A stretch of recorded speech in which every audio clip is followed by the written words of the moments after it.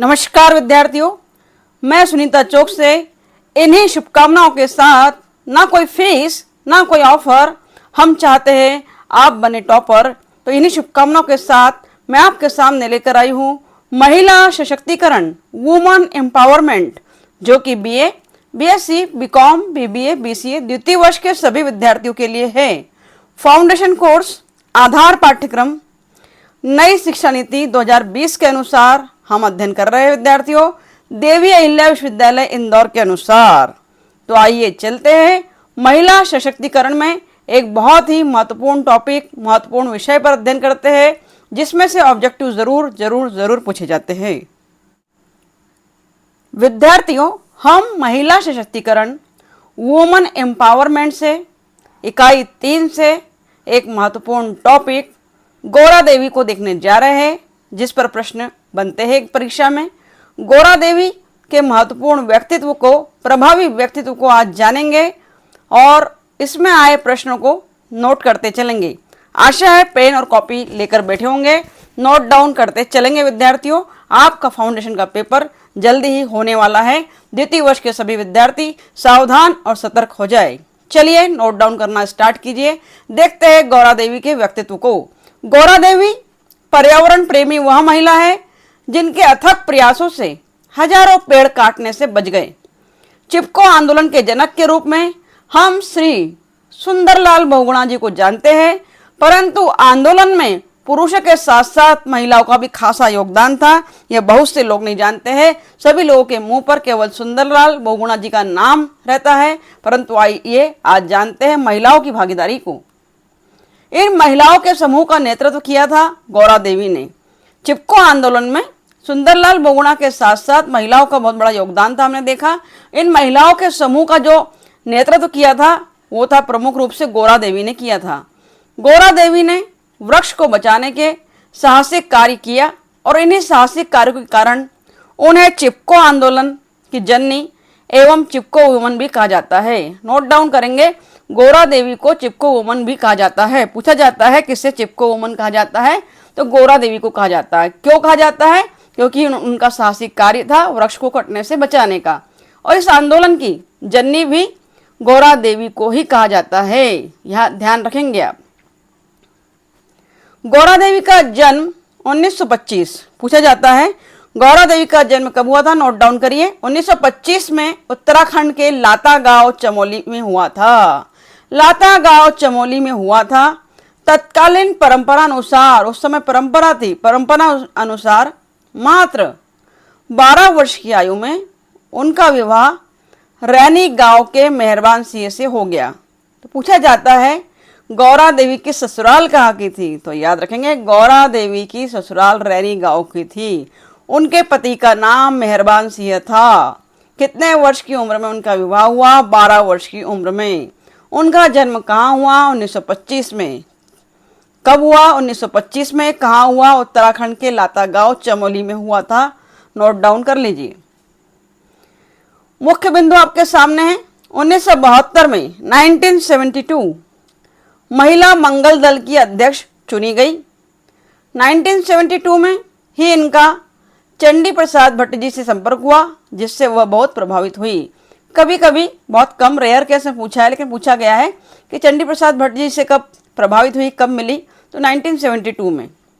गौरा देवी की शिक्षा क्या थी? मात्र कक्षा 5वीं तक। फिर भी वो पर्यावरण के प्रति जागरूक थी, पेड़ों से विशेष स्नेह रखती थी। पिता का नाम नारायण सिंह था, जो मारछा जाति के थे। एक बार पूछा गया है प्रश्न कि गौरा देवी के पिता किस जाति के थे? 4 ऑप्शन आपके सम्मुख दिए जाते हैं, आपको याद रखना है मारछा जाति। चलिए देखते हैं आगे। 12 वर्ष की उम्र में मेहरबान सिंह से गौरा देवी की शादी हो जाती है। आपने देखा 10 साल बाद पति मेहरबान सिंह की मृत्यु हो जाती है। पति की मृत्यु कब होती है? 10 साल बाद। पुत्र का जन्म होता है, पुत्र का नाम है चंद्र सिंह। ससुराल हमने देखा रैनी ग्राम है। और अगर इनकी मृत्यु या इनके निधन की बात करें तो 4 जुलाई 1991 को गौरा देवी का निधन हुआ। यह पंच तत्व में विलीन हो गई। तो नोट डाउन करेंगे, जन्म, मृत्यु, पिता का नाम, पति का नाम, कितने अवस्था में इनका विवाह हो, सभी चीज़ों को, सभी पॉइंट्स को नोट डाउन करिए। मात्र 22 वर्ष की आयु में वह 2.5 साल के बच्चे के साथ विधवा हो गई। चंद्र सिंह उनके पुत्र का नाम था, परंतु मात्र 2.5 साल का था और वो विधवा हो गई थी। उन पर सास ससुर के देखभाल सहित पूरे परिवार चलाने की जिम्मेदारी आ गई। उन्होंने परिवार को चलाने के साथ साथ गांव को बचाने की जिम्मेदारी भी बखूबी निभाई। देखिए, गौरा देवी शिक्षा के क्षेत्र में केवल 5वीं पास थी, परंतु एक बहुत ही जिम्मेदार, जागरूक और सामाजिक महिला थी। पर्यावरण प्रेमी थी, उन्हें पेड़ों से अत्यधिक लगाव था, गांव से अत्यधिक लगाव था। अपने गांव को बचाने की जिम्मेदारी भी उन्होंने निभाई, अपने परिवार की देखभाल भी उन्होंने की। चलिए आगे बढ़ते हैं। 26 मार्च 1974 को उत्तराखंड के चमोली गांव में एक बहुत बड़ा आंदोलन हुआ, जो आगे चलकर चिपको आंदोलन के नाम से मशहूर हुआ। तो पूछा जाता है, चिपको आंदोलन कब हुआ था? 26 मार्च 1974। इस आंदोलन का नेतृत्व श्री सुंदरलाल बहुगुणा, चंडी प्रसाद भट्ट एवं गौरा देवी कर रहे थे। 3 लोग इसमें शामिल थे। सरकार ने रैनी गांव के 2500 पेड़ों को काटने का आदेश दिया। सरकार ने कितने पेड़ों को काटने का आदेश दिया? 4 ऑप्शन दिए जाएंगे, आपको उत्तर लिखना है 2500 पेड़ों को, जिसका ठेका साइमन गुड्स कंपनी को दिया गया। 2500 पेड़ों को काटने का आदेश किस कंपनी को दिया गया? नाम पूछा जाए तो आप लिखेंगे ठेका साइमन गुड्स कंपनी को दिया गया। आगे देखिए, चिपको आंदोलन की सक्रियता के कारण, परंतु चिपको आंदोलन की सक्रियता के कारण यह कार्य मुश्किल जान पड़ता था। कौन सा कार्य आप जानेंगे विद्यार्थियों? क्यों? क्योंकि हम बात कर रहे हैं, आंदोलन हुआ, आगे चलकर चिपको आंदोलन के नाम से प्रसिद्ध हुआ। उसके बाद हम इस पर बात कर रहे थे कि परंतु चिपको आंदोलन की सक्रियता के कारण माफी चाहती हूँ, यह कार्य मुश्किल जान पड़ा। कौन सा कार्य? क्योंकि सरकार ने ठेका दिया था गुड्स साइमन कंपनी को पेड़ काटने का, परंतु यह कार्य मुश्किल क्यों हुआ? क्योंकि चिपको आंदोलन में जुड़े लोग सक्रिय थे। ऐसी स्थिति में सरकार ने बड़ी चालाकी से सड़क निर्माण के लिए अधिकृत की गई जमीन के मुआवजे के संबंध में बातचीत करने के लिए चंडी प्रसाद भट्ट सहित सभी को 25 मार्च को गोपेश्वर बुला लिया। सरकार ने गोपेश्वर में कब बुलाया? तो 25 मार्च को बुलाया। किसको बुलाया? सभी को बुलाया, चमोली गांव के सभी पुरुषों को। एवं इस समय घोषणा की, क्या घोषणा की? कि 26 मार्च को मुआवजे की राशि दी जाएगी। मुआवजे की घोषणा सुनते ही सारे पुरुष 26 मार्च 1974 को चमोली से चले गए। सारे पुरुष चमोली से कब चले गए? 26 मार्च 1974 को। भारत सरकार ने सभी पुरुषों को कब बुलाया और कहां बुलाया? 25 मार्च को बुलाया और गोपेश्वर बुलाया। नोट डाउन करिए। इसी क्रम में देख रहे हैं कि सरकार की रणनीति के तहत उनका मानना था, सरकार की एक स्ट्रेटेजी थी, रणनीति थी कि सभी पुरुषों को बुला लेंगे तो महिलाएं कमजोर पड़ जाएंगी। तो सरकार की रणनीति के तहत उनका मानना था कि पुरुष विहीन गांव में आसानी से पेड़ काटने की कार्रवाई की जा सकेंगी। देखिए, महत्वपूर्ण पहलू है, पुरुष विहीन गांव में, अर्थात जहां पुरुष नहीं है, शक्ति नहीं है, वहां पेड़ काटने की कार्रवाई बहुत आसानी से हो जाएगी, की जा सकेगी, महिलाएं कुछ नहीं कर पाएगी। परंतु यहीं पर सरकार ने महिला सशक्तिकरण को कम आंक लिया, वुमन एम्पावरमेंट को, महिलाओं की ताकत को कम आंक लिया। यही सरकार की गलती थी विद्यार्थियों। ऐसी स्थिति में गौरा देवी बिल्कुल तनकर आगे आई एवं उन्होंने 27 महिलाओं को लेकर आंदोलन को नई दिशा दी। चिपको आंदोलन को नई दिशा गौरा देवी ने दी और कितनी महिलाओं को लेकर दी? 27 महिलाओं को। सभी महिलाएं पेड़ों से चिपक गई। उन्होंने कहा कि पेड़ों से पहले आरी हम पर चलाओ, और वो बिल्कुल भी नहीं हटी और आंदोलन सफल हुआ।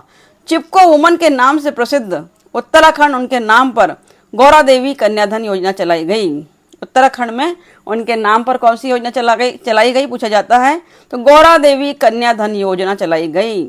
गौरा देवी जंगल को अपना मायका कहती थी। 4 ऑप्शन पूछे जाते हैं, क्या कहती थी? तो ये भी नोट डाउन करेंगे।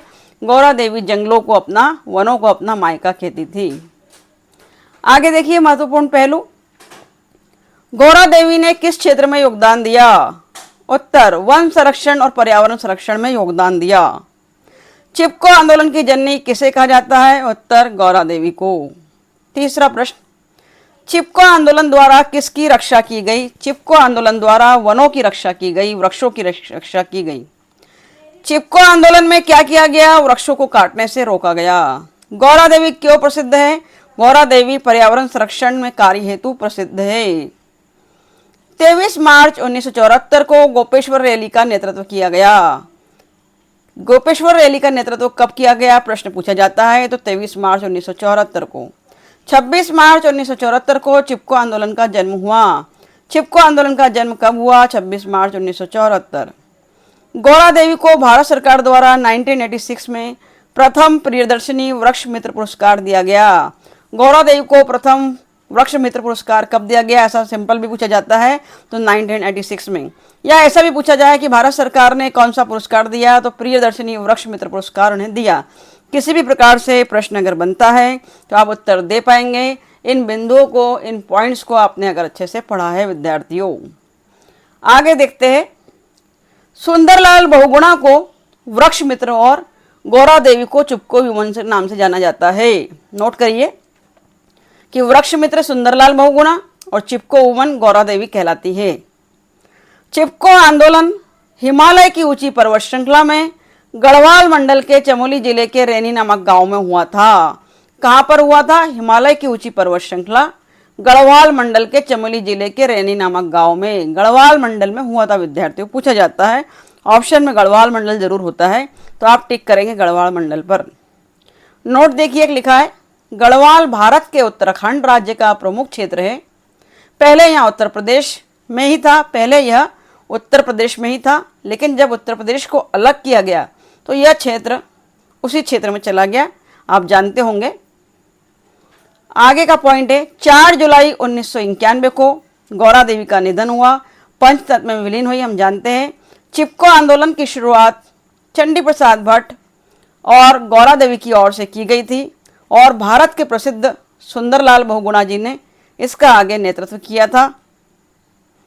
चिपको आंदोलन में वृक्षों को काटने से कैसे रोका जाता था? तो चिपको आंदोलन में वृक्षों को काटने से रोका जाता था। सभी महिलाएं, सभी आंदोलनकारी वृक्षों से चिपक जाते थे। इस तरह वृक्षों को काटने से रोकते थे, वृक्षों को घेर लेते थे और उनसे चिपक जाते थे, इसलिए इसे चिपको आंदोलन भी कहा गया।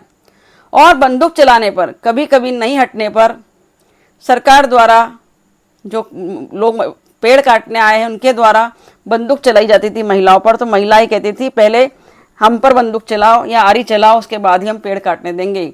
मारो गोली और काट लो हमारा मायका, ऐसा भी महिलाएं कहती थी। इस सेंटेंस को याद रखेंगे कि पेड़ों को काटने आए लोग क्या कहते थे, बंदूक चलाने पर महिलाएं क्या करती थी या क्या कहती थी?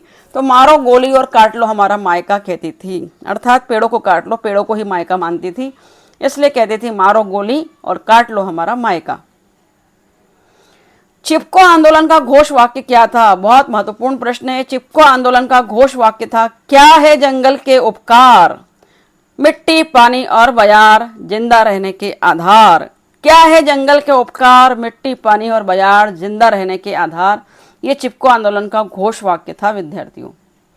गौरा देवी के नेतृत्व में कितनी महिलाओं ने जान की बाजी लगाकर पेड़ों को काटने से रोका? उत्तर 27 महिलाओं ने, सॉरी, गौरा देवी के नेतृत्व में 27 महिलाओं ने जान की बाजी लगाकर पेड़ों को काटने से रोका। अगला प्रश्न आपके सामने है, गौरा देवी जंगल और वृक्षों को क्या कहती थी?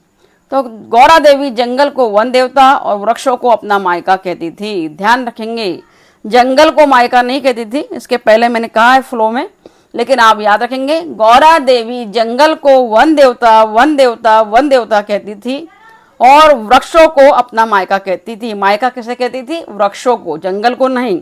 नोट डाउन करेंगे। और अंतिम प्रश्न आपके सम्मुख है, चिपको आंदोलन का तात्पर्य क्या था? चिपको आंदोलन से तात्पर्य पेड़ों की रक्षा के लिए उनसे चिपकना था। चिपको आंदोलन कहाँ हुआ? चमोली में हुआ। कब हुआ? 1974 में हुआ।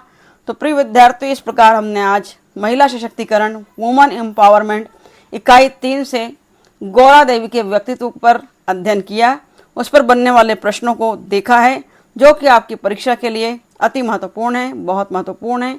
आशा है आपका अध्ययन कार्य बहुत अच्छे से चल रहा होगा, पेपर अच्छे जा रहे होंगे। कौन सा विद्यार्थी किस यूनिवर्सिटी से है ज़रूर कमेंट बॉक्स में लिखिए। और क्या मेरे वीडियोस आपके काम आ रहे हैं वह भी बताइए। पेपर कैसे जा रहे हैं, कितने में से कितने ऑब्जेक्टिव सही गए, ज़रूर कमेंट बॉक्स में लिखिएगा। और इसी प्रकार के महत्वपूर्ण वीडियोस को पाने के लिए बने रहिएगा हमारे चैनल के साथ, B.Ed classes bye Sunita Chouksey में। Thank you very much for watching my video. Thank you.